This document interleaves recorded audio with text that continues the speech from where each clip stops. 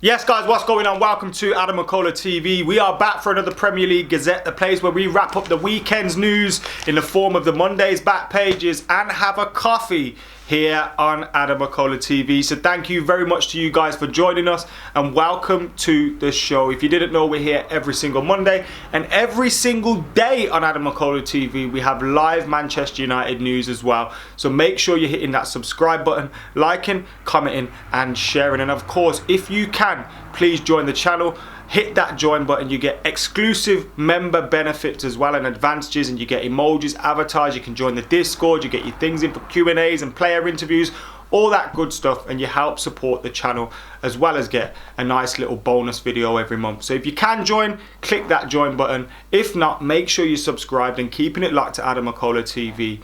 Really do appreciate your support. But right now, let's get stuck into these back pages and our coffee. Let's go. Also, just before we move on to the newspapers, just a quick thank you to Jordan Taylor, Ranabir Mitra, Brett Dean and Mike Smalling. I wonder if it's the real one, for joining AdamMcKola TV. We're now 23 away from that target of 100, which we've set ourselves by the end of this month.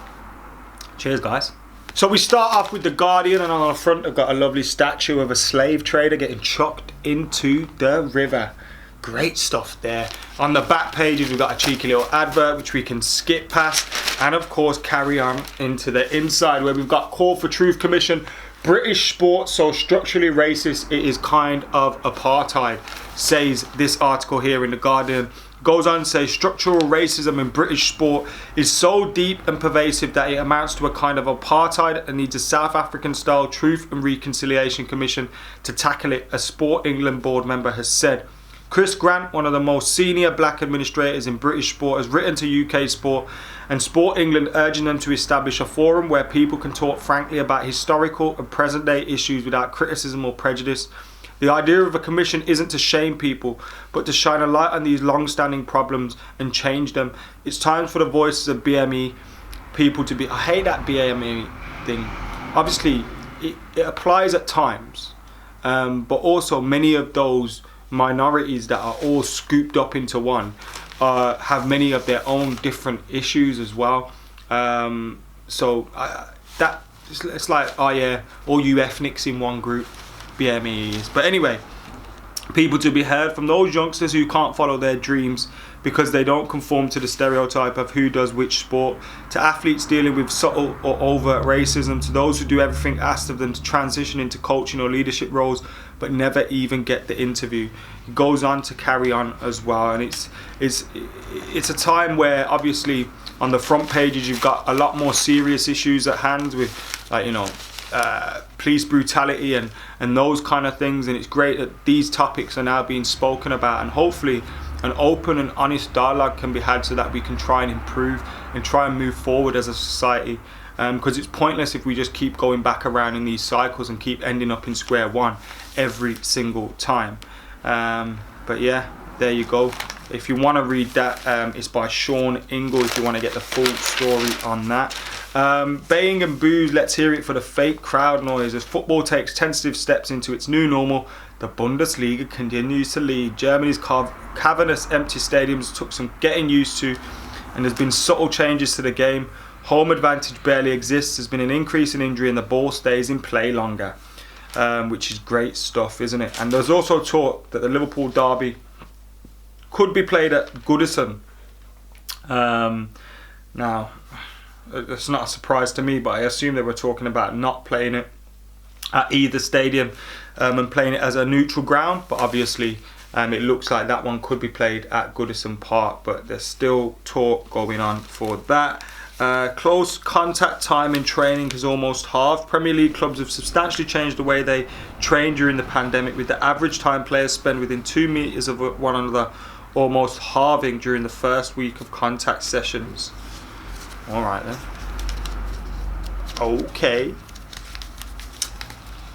I hate this bit where you can't open the page. Video would try to do about 10 minutes if I could.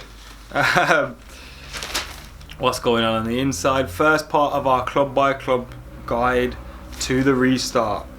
Yeah, I don't care about that. They're talking about Arsenal and Aston Villa and Brighton. Nothing else on the inside here. A little bit on women's football. And McGregor retires from the UFC he's not really retired, has he though, really? Let's be honest, he'll be back soon. He just wants a bigger check. And that's probably why he's retired.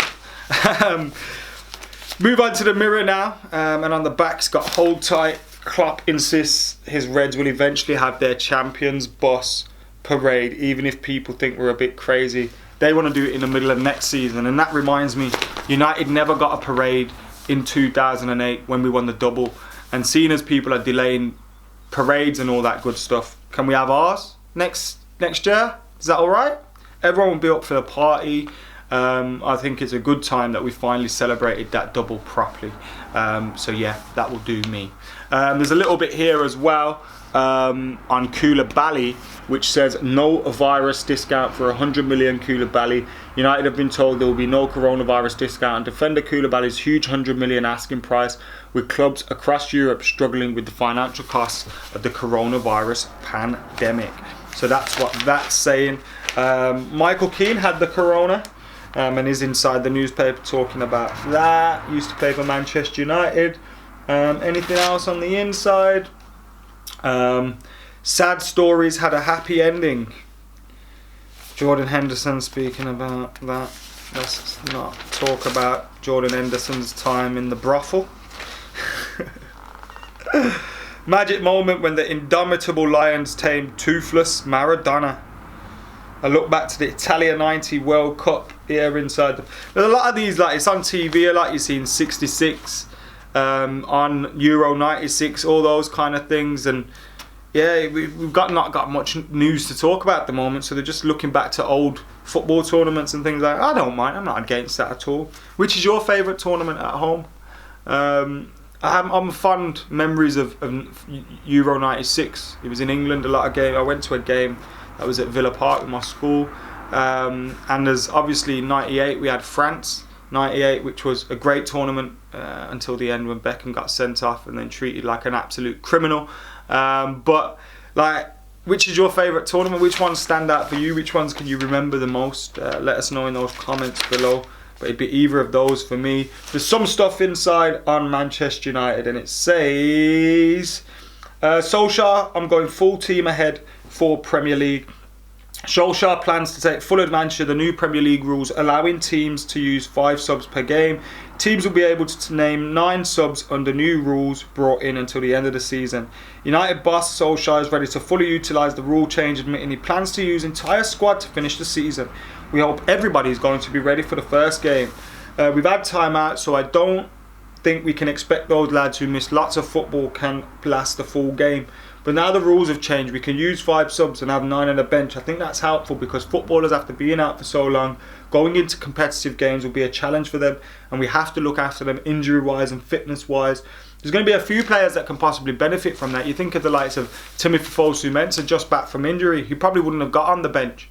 If you know, and now it looks like he could get on there. You get on the pitch, you do well, you get an opportunity. Hannibal Mejbri could benefit from it. Jimmy Garner, Dylan Levitt, those guys could benefit from us having an increased bench size as well and being able to make more substitutes, which is obviously decent. You don't want to make substitutes for substitution's sake though. Ryan Giggs on the inside as well here saying, he taught me so much. Ryan Giggs has hailed Louis van Gaal as a key mentor in his progress as a manager. Wales boss Giggs worked as Van Gaal's number 2 at Man United for 2 years before leaving in 2016 when the Dutchman made way for Jose Mourinho. Giggs played his entire club career at United under Sir Alex, but said working alongside Van Gaal gave him a valuable insight into coaching and tactics. I love Louis. He must be a great person to learn from. Obviously, he made his mistakes at United, and some of the times I'll never forget, you know, as the worst times of being a Man United fan during my lifetime so far. But you know, he's a good guy, Louis. I think his heart was in the right place. Just a shame it didn't work out as we planned. This is what the sporting director of Napoli said. The story continues on the inside. Kalidou is a great player who still has a long contract with us. If we were to sell, the club would ask for a large sum. I don't see us getting Koulibaly. I don't see us getting a centre-back as well, to be honest. Just can't see that happening. But nevertheless, notoriously bored, McGregor retires again. UFC chiefs fear because he's fed up with the fight game. fed up with the fight game. He's lost most of his recent fights and he's been paid very well for those fights. I mean, if I could get battered every now and then and get well up paid for it, I'd probably do it. Klopp still plans a big title parade. This is the Daily Express. No cut price for Kalidou, so that story continues in here as well. And more on Michael Keane, who is obviously returning from his coronavirus battle. More from Jordan Henderson, so it's pretty much the same stories everywhere. Van drove me on the right road to being a manager. Dutchman gave Giggs vital coaching insight. He gave him a different approach, different people, different personalities. Obviously I had different international managers, but that's a short space of time. That's why I talk about Louis regarding my coaching, because I was 2 years in the meetings and taking responsibility. I talk so fondly of him because that was really my first coaching role. Whereas when you're playing, you don't know the preparation, you don't know what the manager's seen on the videos.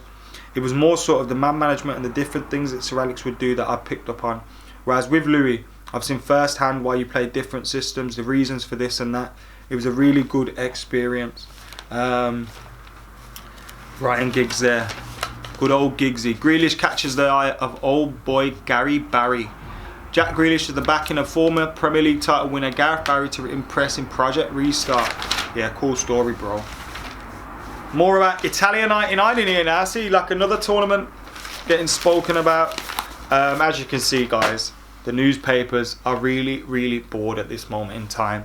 But what can we do? We can keep plugging away. Football's coming home very soon. Man United are going to be back on our screens and we can finally watch all that good stuff again, which I can't wait for. And then these Premier League Gazettes are going to be more entertaining. The back page are going to be filled with more. And if United lost, I'm probably going to be moaning. If United won, I'm going to be sat here with a big fat cheesy grin on my face. So guys, thank you for tuning in. Make sure you're liking, commenting, sharing, subscribing, joining like those guys I mentioned earlier. Thank you to all 70 odd of you that have joined so far. Help me hit 100 by clicking that join button. And thank you again for watching. Remember, Mondays United Daily Live is at 10:30 p.m, whereas the rest of the week is at 12 p.m. UK time. So make sure you join us there for that as well. And for now, I have been Adam McKola. You lot have been legends. This has been the Premier League Gazette. I'm out of here.